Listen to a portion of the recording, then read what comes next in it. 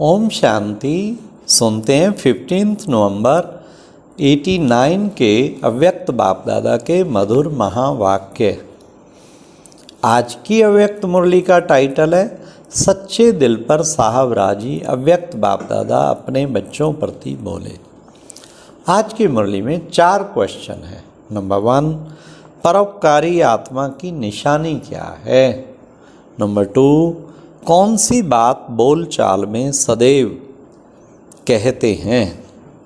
Number 3, कौन सी आत्माएं स्वतः ही राजयुक्त युक्ति युक्त होती हैं।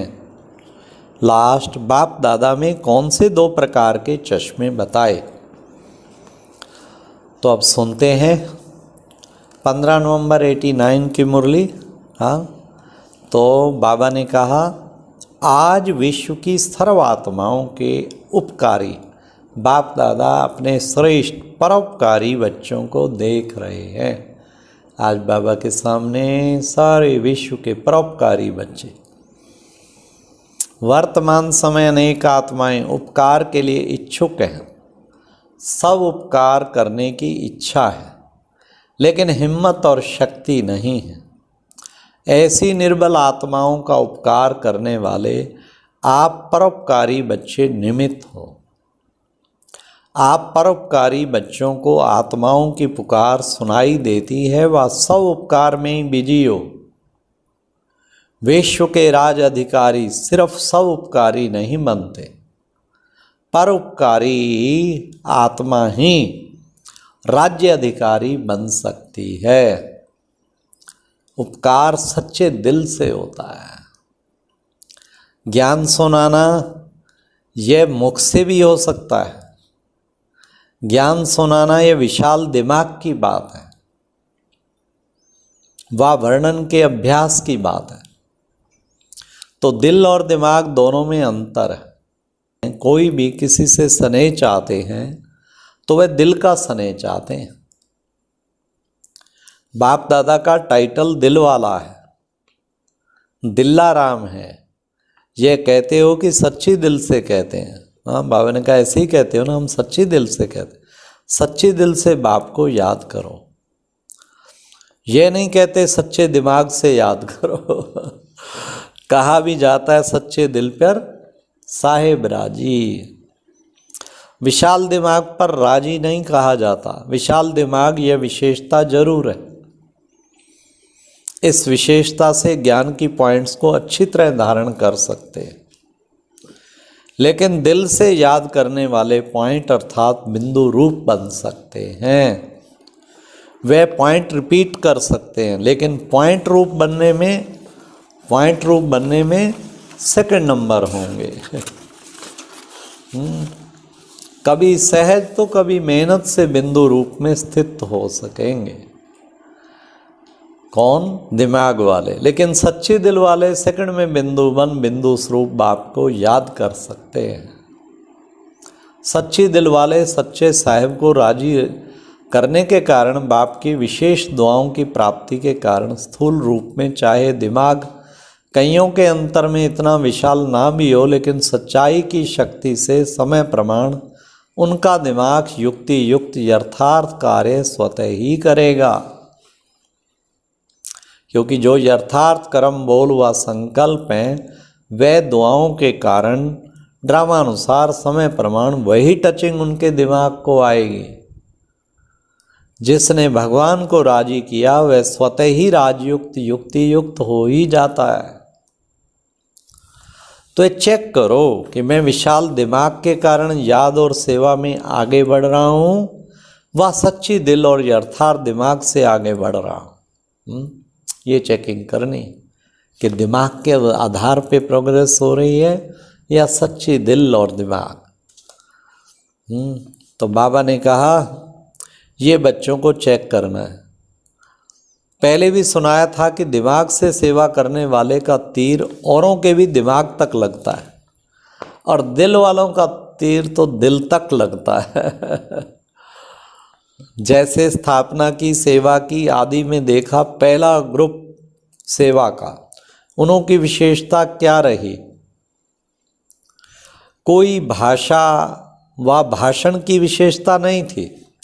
जैसे आजकल बहुत अच्छे भाषण करते हैं, कहानियाँ और किस्से भी बहुत अच्छे सुनाते हैं ऐसे पहले पूर्व वालों की भाषा नहीं थी, लेकिन क्या था, सच्चे दिल का आवाज़ था। इसलिए दिल का आवाज़ अनेकों को दिलाराम का बनाने में निमित्त बना। भाषा गुलाबी थी, मिक्सचर, लेकिन नैनों की भाषा रूहानी थी। इसलिए भाषा भल कैसी भी थी, लेकिन कांटों से गुलाब तो बन ही गए ना। वह पहले पुर के सेवा की सफलता और वर्तमान समय की वृद्धि दोनों को चेक करो तो अंतर दिखाई देता है ना। बात मेजॉरिटी की है। दूसरे तीसरे पुर में भी कोई कोई दिल वाले हैं, लेकिन माइनॉरिटी बहुत थोड़े। आदि की पहेली अब तक चल रही है ना। कौन सी पहेली? मैं कौन? अभी भी बाप दादा कहते अपने आप से पूछो, क्या मैं कौन? पहेली हल करना आता है ना, वह दूसरा बतावे तब हल कर सकते हो। दूसरा बताएगा तो भी उसकी बात को चलाने की कोशिश करेंगे कि ऐसे नहीं है, वैसे है। इसलिए अपने आप को ही देखो। कई बच्चे अपने आप को चेक करते हैं, लेकिन देखने की नज़र दो प्रकार की कौन कौन सी? अब सुनिए, दो चश्मे बाबा दिखाएगा। उसमें भी कोई सिर्फ विशाल दिमाग की नज़र से चेक करते हैं, उनको उनका अलबेलेपन का चश्मा होता है। हर बात में यही दिखाई देगा कि जितना भी किया, त्याग किया, सेवा की, परिवर्तन किया, इतना ही बहुत है। हाँ, इन आत्माओं से मैं बहुत अच्छी हूँ, इतना करना भी कोई सहज नहीं है। थोड़ी बहुत कमी तो नामी ग्रामियों में भी है। इस हिसाब से मैं ठीक हूँ। यह है अलबेलाई का चश्मा। और दूसरा है सवुंती का यथार्थ चश्मा। वह है सच्ची दिल वालों का। वे क्या देखते हैं? जो दिल वाला बाप को सदा पसंद है, वही संकल्प, बोल और कर्म करना है। यथार्थ चश्मे वाले सिर्फ बाप और आप को देखते हैं। दूसरा व तीसरा क्या करता है वह नहीं देखते। मुझे ही बदलना है, इसी धुन में सदा रहते हैं। ऐसे नहीं दूसरा भी बदले तो मैं बदलूं। अच्छा 80 तो मैं बदलूं, लेकिन फिर भी 20 तो बदले, इतना तक भी वे नहीं देखेंगे। मुझे बदल करके औरों को सहज करने के लिए एग्जाम्पल बनना है। इसलिए कहावत है, जोटे सो अर्जुन।